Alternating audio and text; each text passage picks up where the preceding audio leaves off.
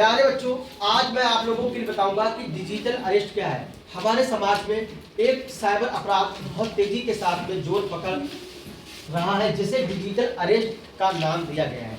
यह digital arrest बहुत ही खतरनाक है, जो समाज में सभी लोगों के दिमाग को, मस्तिष्क के लिए हाईजैक कर लेता है और उनसे अपने मनमाने तरीके से काम करवाता है। डिजिटल अरेस्ट क्या है? जो डिजिटल अरेस्ट करने वाले जो भी अपराधी हैं, व्यक्ति हैं, वह व्हाट्सएप वीडियो कॉल से संपर्क करते हैं, खुद को कानून प्रवर्तक या फिर पुलिस अधिकारी बताकर धमकाते भी हैं। अपराधी वर्दी में नजर आते हैं और पीछे का सेटअप भी पुलिस थाने जैसा दिखाई देता है। समझौता करने या केस बंद करने के लिए शख्स से पैसे की डिमांड रखी जाती है। यही है डिजिटल अरेस्ट। तो हम सभी को डिजिटल अरेस्ट से बचना चाहिए। डिजिटल अरेस्ट से किस तरह से बचेंगे, ये मैं आप लोगों के लिए बताऊंगा। डिजिटल अरेस्ट में कॉल करने वाले गिरफ्तारी का डर दिखाकर आपको घर में ही कैद कर देते हैं। वीडियो कॉल कर अपना बैकग्राउंड किसी पुलिस स्टेशन की तरह दिखाते हैं। ऑनलाइन मॉनिटरिंग करते हैं कि कौन कहां जा रहा है और वो क्या कर रहा है। बैंक अकाउंट सीज कर देते हैं और गिरफ्तारी की धमकी भी दी जाती है। ऐप डाउनलोड कराकर फर्जी डिजिटल फॉर्म भरवाए जाते हैं। जो डिजिटल अरेस्ट वाले जो भी लोग होते हैं, वो किसी भी एप्लीकेशन को डाउनलोड करने के लिए कहते हैं, तो किसी भी एप्लीकेशन को डाउनलोड नहीं करना है और डमी अकाउंट बताकर उसमें पैसों का ट्रांजैक्शन कराया जाता है। जो आजकल अपने समाज में बहुत तेजी के साथ में साइबर अपराध फैल रहा है, तो हम सभी को इस तरह के साइबर अपराधों से बचना है, डिजिटल अरेस्ट से बचना है। अगर कोई भी कॉल इस तरह की आप लोगों के पास या मेरे पास आती है, तो हमें उससे बचने के उपाय करने चाहिए। जब डिजिटल अरेस्ट की कोई भी कॉल आप लोगों के पास पहुंचती है या आती है व्हाट्सएप कॉल, तब हमें डिजिटल अरेस्ट स्कैम की पहचान किस तरह से करनी है। ध्यान दीजिए, पुलिस कभी भी व्हाट्सएप कॉल नहीं करती है।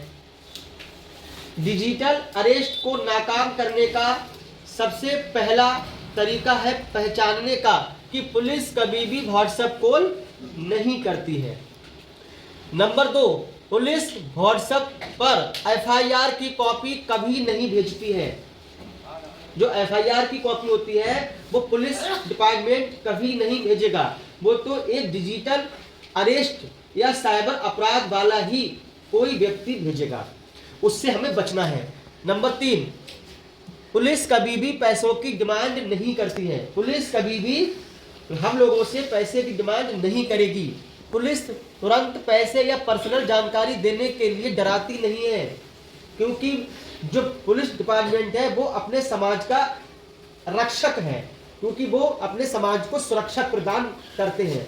और जो डिजिटल अरेस्ट या साइबर अपराध जो भी होता है वो एक खतरनाक होता है।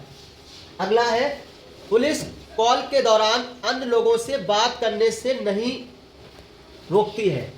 तो इतनी चीजों का हमें ध्यान करना है, मतलब इतने पॉइंटों का हमें ध्यान करना है कि देखिए बच्चों, डिजिटल अरेस्ट से सतर्कता ही बचाव है। हमें सतर्क रहना है।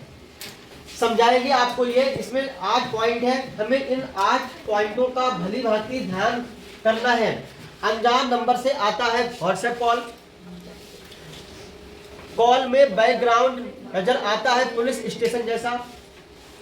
फिर घर के किसी सदस्य के ड्रग्स या रेप जैसे केस में फंसे होने का दिखाते हैं डर, डिजिटल अरेस्ट वाले। नंबर 4, इसके बाद घर में कर लेती हैं कैद, करते हैं ऑनलाइन मॉनिटरिंग। मतलब डिजिटल अरेस्ट करने वाले घर में कैद कर लेते हैं और वह ऑनलाइन मॉनिटरिंग करते रहते हैं कि जिसको डिजिटल अरेस्ट किया है वो क्या कर रहा है, उसकी कार्रवाई क्या है। अगला पॉइंट, बैंक अकाउंट सीज करने, गिरफ्तार करने जैसी धमकी भी दी जाती है। अगला पॉइंट, एक फेक ऐप डाउनलोड करवाकर फॉर्म भी भरवाया जाता है। इसके बाद डमी अकाउंट में पैसों का ट्रांजैक्शन करवाया जाता है। ऐसे कॉल से घबराएं नहीं, ऐसे कॉल से घबराएं नहीं, तुरंत साइबर हेल्पलाइन 1930 पर सूचना दें। एक साइबर हेल्पलाइन नंबर है 1930 पर कॉल करके तुरंत ही साइबर अपराध की या डिजिटल अरेस्ट की सूचना दें। अब उस डिजिटल अरेस्ट होने से बचे कैसे, ठगी का शिकार होने से कैसे बचे, सोशल मीडिया पर बहुत ज़्यादा जानकारी शेयर करने से बचे। कभी किसी अनजान नंबर से आई व्हाट्सएप कॉल या वीडियो कॉल को ना उठाएं। अगर आपके पास किसी भी अनजान नंबर से या कोई व्हाट्सएप कॉल आती है, वीडियो कॉल आती है, तब हमें उस कॉल को रिसीव नहीं करना चाहिए। सोशल मीडिया पर हमें अपनी पर्सनल ज़्यादा जानकारी शेयर करने से बचना चाहिए। अनजान नंबर पर बहुत देर तक बात ना करें और साइबर पुलिस को जानकारी दें। अगर किसी अनजान व्यक्ति का कोई फोन आता है तब हमें उससे अधिक देर तक बात नहीं करनी चाहिए और उसकी रिपोर्ट साइबर पुलिस को तुरंत ही तत्काल करनी चाहिए। डिजिटल अरेस्ट जैसा कोई टर्म नहीं है, कोई वीडियो कॉल से अरेस्ट नहीं कर सकता। ये आप लोग इस चीज़ के लिए सोच लीजिए कि डिजिटल अरेस्ट जैसा कोई टर्म नहीं है। कोई भी वीडियो कॉल से अरेस्ट नहीं कर सकता, कोई भी घरों में कैद नहीं कर सकता और कोई भी ऑनलाइन ठगी नहीं कर सकता। अगर हम डिजिटल अरेस्ट की जरा सा कोई भी संदेह मान लीजिए हो जाता है तो मैंने आप लोगों को एक नंबर बता दिया है 1930 पर तुरंत ही संपर्क करें और उस अरेस्ट डिजिटल अरेस्ट की तुरंत ही जानकारी पुलिस अधिकारियों को दें। अब इसी के साथ जो साइबर सोशल मीडिया है, व्हाट्सएप है, फेसबुक है, इंस्टाग्राम है, ट्विटर है, तो इन सभी पर हमें अपनी पर्सनल जानकारी अधिक से अधिक शेयर करने से बचना चाहिए। मैं सामने में रहता हूँ। मेरे मोहल्ले में एक आदमी है, पड़ोसी मेरे, उनके मोबाइल पे कॉल आई थी। उन्होंने 30 सेकंड उनसे बात करी थी तो उनके अकाउंट को किसी ने हैक कर लिया था। उनमें से 3 लाख रुपए गायब हो गए थे। हाँ, तो देखा बच्चों आप लोगों ने कि डिजिटल अरेस्ट के जो अपराधी होते हैं साइबर, वो कम से कम सेकंड में, इन्होंने बताया कि 3 सेकंड बात करी और उनके अकाउंट से 3 लाख रुपए निकल गए। उनके अकाउंट को सीज कर दिया गया, हाईजैक कर लिया गया और उनके अकाउंट से 3 लाख रुपए निकल गए। इसे कहते हैं डिजिटल अरेस्ट।